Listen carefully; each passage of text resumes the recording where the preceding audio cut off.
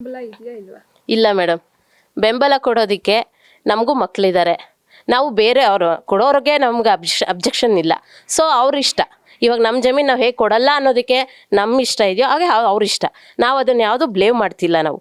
ಯಾಕೆಂದರೆ ನಾವು ಜೀವನ ಮಾಡ್ಕೊಂಬರ್ತಿರೋದೇ ವ್ಯವಸಾಯದಲ್ಲಿ.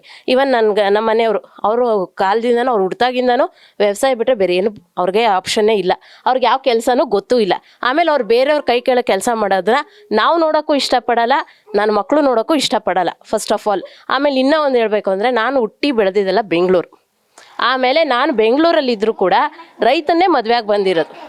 ಯಾಕಂದರೆ ದೇಶಕ್ಕೆ ಅನ್ನ ಹಾಕೋನು ಅವನ ಹೆಂಡತಿ ಮಕ್ಳಿಗೆ ಅನ್ನ ಹಾಕಲ್ವಾ? ಆಮೇಲೆ ಇನ್ನೂ ಒಂದು ಹೇಳಬೇಕಂದ್ರೆ, ನಾವು ಇವತ್ತಿನವರೆಗೂ ನನಗಿಬ್ಬರು ಹೆಣ್ಮಕ್ಳಿದ್ದಾರೆ. ಸೊ ಅವ್ರನ್ನ ಇವತ್ತು ನಾನು ಇಂಗ್ಲೀಷ್ ಮೀಡಿಯಮಲ್ಲೇ ಓದಿಸ್ತಾ ಇರೋದು ಫಸ್ಟಿಂದನೂ. ನಾನು ಯಾವುದೇ ಒಂದು ಸರ್ಕಾರ ಸೌಲಭ್ಯನೂ ನಾನು ತೊಗೊಂಡಿಲ್ಲ. ನಾವು ಪ್ರತಿಯೊಂದು ಮಾಡ್ತಿರೋದು ಕೂಡ ನಮ್ಮ ಓನಾಗಿ ನಾವು ದುಡ್ದು ನಾವು ಮಾಡ್ತಾಯಿದ್ವಿ. ಜೊತೆಗೆ ನಾವು ದುಡಿಯೋದಲ್ಲದೆ ನಮ್ಮನೆಗೂ ಅನ್ನ ಹಾಕೊಳ್ಳೋದಲ್ಲದೆ ದೇಶಕ್ಕೂ ಅನ್ನ ಹಾಕ್ತಾಯಿದ್ದೀವಿ ನಾವು ಒಬ್ಬರೇ.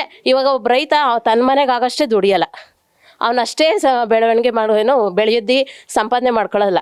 ಅವನು ತಾನು ಬೆಳೆದು ಬೇರೆಯವ್ರಿಗೂ ಕೊಡೋಷ್ಟು ಬೆಳೆಯುವಂಥ ಕೈ.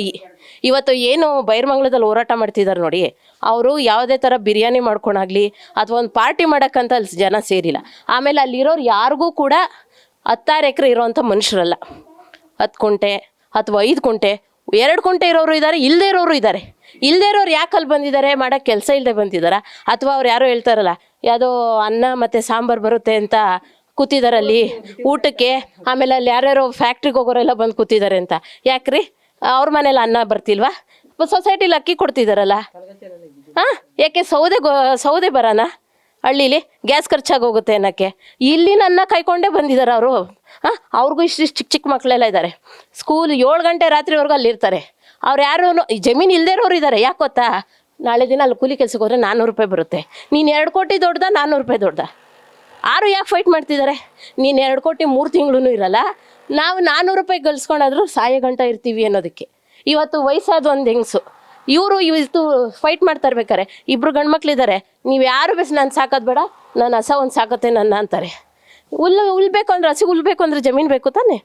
ಅವ್ರು ಜಮೀನು ಇಲ್ದ ಮೇಲೆ ಎಲ್ಲರೂ ಹೋಗ್ತಾರೆ. ಇವತ್ತು ನಮ್ಮ ಅತ್ತೆ ಇದ್ದಾರೆ, ಫಸ್ಟ್ ಆಫ್ ಆಲ್ ಅವ್ರಿಗೆ ಯಾವ ಗಂಡು ಮಕ್ಳು ಇಲ್ಲ, ಮದುವೆನೂ ಆಗಿಲ್ಲ. ತೆಂಗಿನ ಮರಗಳಿದೆ. ಅವ್ರು ಏನಂತಾರೆ ಗೊತ್ತಾ? ಒಂದು ತೆಂಗಿನ ಮರ ಸುಳಿ ಹೊಡೆದ್ರು ನನ್ನ ಗಂಡು ಮಗ ಒಂದು ಇದಾದಂಗೆ ಅಂತ ಅವ್ರು ಹೇಳ್ತಾರೆ. ಯಾಕೆಂದರೆ ಅದೇ ನನಗೆ ಗಂಡು ಮಗು ಇದ್ದಂಗೆ. ತೆಂಗಿನ ಮರದಲ್ಲಿ ಎಳ್ನೀರಿಂದ ಸಾಕೊಂಡಿದ್ದೀವಿ, ಕಾಯಿಂದ ಸಾಕಿದ್ದೀವಿ ಅಂತ ಅಂತಾರೆ. ಇಷ್ಟೆಲ್ಲ ಸೌಲಭ್ಯ ಇರ್ಬೇಕಾರೆ ನಾವು ಯಾಕೆ ನಮ್ಮ ಜಮೀನು ಬಿಟ್ಕೊಡೋಣ? ಇನ್ನೂ ಒಂದು, ನಮ್ಮ ಜಮೀನು ತಗೋಬೇಕಾರೆ ನಮ್ಮ ತಾತಿರ್ಗೆ ಆಗಲಿ ಯಾರಾದರೂ ಸಪೋರ್ಟಿಂಗ್ ಬಂದಿದ್ರಾ? ಅದರಲ್ಲಿ 1% ಕೂಡ ಅಧಿಕಾರ ನಿಮಗಿಲ್ಲ ಆದಮೇಲೆ ನೀವು ಹೇಗೆ ರೈಟ್ ಫಿಕ್ಸ್ ಮಾಡ್ತೀರಾ? ಅಥವಾ ನೀವು ಹೇಗೆ ನಮ್ಮ ಜಮೀನು ತೊಗೊಳಕ್ಕೆ ಸಾಧ್ಯ? ಈಗ ನಿಮ್ಮ ಪ್ರಾಪರ್ಟಿ ಒಳಗೆ ನಾವು ಬರಬೇಕು ಅಂದರೆ ನಿಮ್ಮ ಪರ್ಮಿಷನ್ ತೊಗೊಂಡೆ ನಾವು ಬರಬೇಕು. ವಿತೌಟ್ ಯುವರ್ ಪರ್ಮಿಷನ್ ನಾವು ಬರೋಕ್ಕಾಗತ್ತಾ? ಮತ್ತೆ ಹೇಗೆ ಬರೋಣ? ಹಂಗಾರೆ ನಿಮ್ಗೆ ಯಾರ್ರೀ ಪರ್ಮಿಷನ್ ಕೊಟ್ಟವರು ನಮ್ಮ ಜಮೀನಿಗೆ ರೈಟ್ ಕಟ್ಟೋಕ್ಕೆ? ಈಗ ನಾನು ಸರಿ ನಾನೇ 2 ಕೋಟಿ ಕೊಡ್ತೀನಿ, ನಿಮ್ಮ ಪ್ರಾಪರ್ಟಿ ನಮ್ಗೆ ಬರ್ಕೊಡಿ ಅಂದರೆ ನೀವು ರೆಡಿ ಇದ್ದೀರಾ? ಇಲ್ಲ ಅಲ್ವಾ? ಈಗ ಲೈವಲ್ಲಿ ಹೇಳ್ತಿದ್ರು ಏನಂತ, ಚಪ್ಪಲಿ ಹೊಡಿತೀನಿ, ಇದ್ರಲ್ಲಿ ಹೊಡಿತೀನಿ ಅಂತ ಹೆಂಗಸ್ರುಗಳು ವಯಸ್ಸಾದವರೆಲ್ಲ ಮಾತಾಡಿದ್ರು ಅಂದರು. ನನಗೆ ಆ್ಯಕ್ಚುಲಿ ಥ್ರೋಟ್ ಇದಾಗಿದೆ ಅದಕ್ಕೋಸ್ಕರ ಅಂತ ಅಂದರು. ಆದರೆ ನಾನು ಹೇಳೋದು, ಈಗ ಓಟ್ ಕೇಳಕ್ಕೆ ಬಂದಾಗ ನೀವೆಲ್ಲ ನನಗೆ ಮಕ್ಳಿದ್ದಂಗೆ, ನನ್ನ ತಾಯಿ ಇದ್ದಂಗೆ ಅಂದರು. ಮಕ್ಕಳು ಒದಿತಾರೆ ಬೆಡಿತಾರೆ ಅಂದ್ಬಿಟ್ಟು ಮಕ್ಳನ್ನ ಬಿಸಾಕ್ಬಿಡ್ತೀವ ನಾವು? ನಾನು ಡೈರೆಕ್ಟ್ ಬಾಲಕೃಷ್ಣ ಅವ್ರಿಗೆ ಹೇಳ್ತಾ ಇದ್ದೀನಿ, ಮಕ್ಕಳು ಒದಿತಾರೆ ಅಂದ ತಕ್ಷಣ ನೀವು ಮಗುನ ಬಿಟ್ಬಿಡ್ತೀರಾ?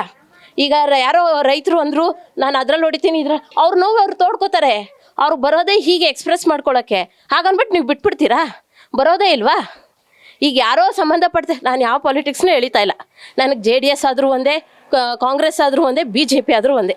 ನನಗೆ ಯಾವ ಇದು ಬೇಡ. ಅವ್ರು ಯಾರು ಬಂದು ನಮ್ಮನ್ನು ಸಾಕಲ್ಲ, ನನ್ನ ಮಕ್ಳನ್ನ ಸಾಕಲ್ಲ. ನನ್ನ ಗಂಡನೇ ನನ್ನ ಸಾಕಬೇಕು, ನಮ್ಮನ್ನೇ ಸಾಕಬೇಕು. ನಿಮ್ಮ ಊರಿನ MLA ಅವರು JDS ಪಕ್ಷದಲ್ಲಿದ್ದಾಗ 1 ತುಂಡು ಭೂಮಿನ ಕೊಡಲ್ಲ ಅಂತ ಹೇಳ್ತಾರೆ. ಇವಾಗ ಕಾಂಗ್ರೆಸ್ ಅಲ್ಲಿದ್ದಾಗ 80% ಜನ ಒಪ್ಪಿದ್ದಾರೆ ಅಂತ ಹೇಳಿಕೆ ಕೊಟ್ಟಿದ್ದಾರೆ. ಈಗ 80% ಜನ ನಾವು ಇಲ್ಲೇ ಎಲ್ಲೂ ಹೋಗಿ ನಾವೊಂದು ದಾಖಲಾತಿನೂ ಬೇಕಾಗಿಲ್ಲ. ಯಾವ ಗ್ರೇಟರ್ ಬೆಂಗಳೂರಿಗೆ ಹೋಗಿ ಯಾರು ಒಪ್ಪಿಗೆ ಕೊಟ್ಟಿದ್ದಾರೆ ಅನ್ನೋದು ನೋಡೋದು ಬೇಕಾಗಿಲ್ಲ. ಇದೇ ಬೈರಮಂಗಲದಲ್ಲಿ ಎಷ್ಟು ಜನ ಇಲ್ಲಿ ಕೂತಿದ್ದಾರೆ, ಎಷ್ಟು ಜನ ಪರದಲ್ಲಿ ಕೂತಿದ್ದಾರೆ, ಎಷ್ಟು ಜನ ವಿರೋಧದಲ್ಲಿ ಕೂತಿದ್ದಾರೆ ಅಂತ ನೋಡಿದ್ರೆ ಅಲ್ಲಿ 80% ಎಲ್ಲಿದೆ, 20% ಎಲ್ಲಿದೆ ಅಂತ ಕ್ಲಿಯರ್ ಔಟಾಗಿ ಗೊತ್ತಾಗುತ್ತೆ. ನಾವೆಷ್ಟು ದೂರ ಹೋಗೋಷ್ಟೇ ಇಲ್ಲ, ಅಲ್ಲೇ ಗೊತ್ತಾಗ್ಬಿಡುತ್ತೆ ಎಷ್ಟು ಜನ ಇಲ್ಲಿ ಕೂತಿದ್ದಾರೆ, ಎಷ್ಟು ಜನ ಇಲ್ಲಿ ಕೂತಿದ್ದಾರೆ. ನಿನ್ನೆಯಿಂದ ಸ್ಟಾರ್ಟ್ ಆಗಿರೋ ಪರ 1.5 ವರ್ಷದಿಂದ ಸ್ಟಾರ್ಟ್ ಆಗಿರೋದು ವಿರುದ್ಧ.